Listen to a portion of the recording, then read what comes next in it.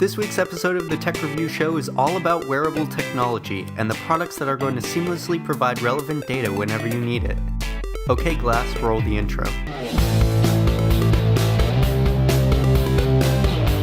Hello everyone, my name is Jacob Weiner, and in the last episode of the Tech Review, I introduced a few virtual reality headsets that were aimed at changing the way you interface with technology. But in this episode, I'm going to show you how technology is trying to change the way you interface with the world with wearable technology. The first item on my list is Google Glass. It was introduced at Google's Developers Conference in 2012 with the most ambitious demo a keynote has ever seen. Most keynote conferences are known to be dry and uninteresting. The only reason technology enthusiasts watch them is to get the updated specifications on existing technology, and hopefully new features for products, and if we're lucky, new devices. According to TechCrunch, a few guys just jumped out of a Zeppelin while video streaming their fall using Google Glass.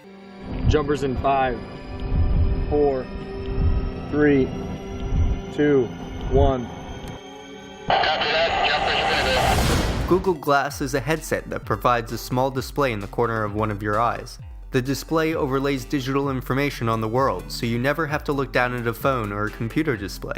You can command Glass by saying OK Glass, or by touching the side of the unit itself. Instead of taking out your phone to frame a picture, you can simply frame the shot with your eyes and say, "Okay, Glass, take a picture." And Google Glass saves and uploads the picture to the cloud.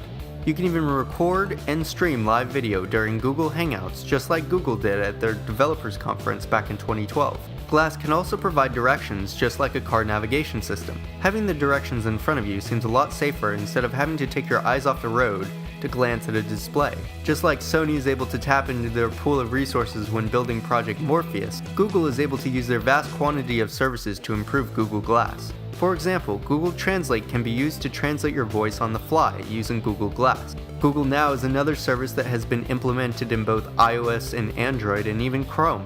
It pulls up cards that have information relevant to you, such as the status of your next flight, the weather, and the latest sports scores, all of which can be accessed via Google Glass. Next up is Android Wear, a version of Android that is made specifically for watches.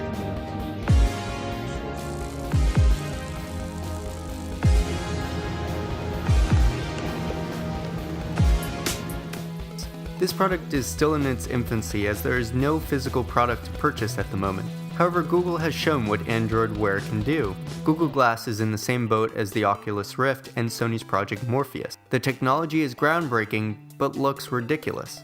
It'll be hard for any of these devices to be widely accepted unless they are so seamlessly integrated into a pair of glasses. This is where Android Wear comes in. It does the smart thing of integrating itself into the exact form factor of a watch that we are familiar with. Motorola and LG announced their own watches that will feature Android Wear. The most stunning is the Motorola 360, which features a circular display. It's the first time a smartwatch has been done right. The Motorola 360 has a planned release date of summer 2014, which will hopefully be a large step forward in the adoption of wearable computing. Well, that's it for this week's Tech Review. Don't forget to check out this week's Tech Review podcast, where we talk more about wearable computing at techreviewshow.tumblr.com.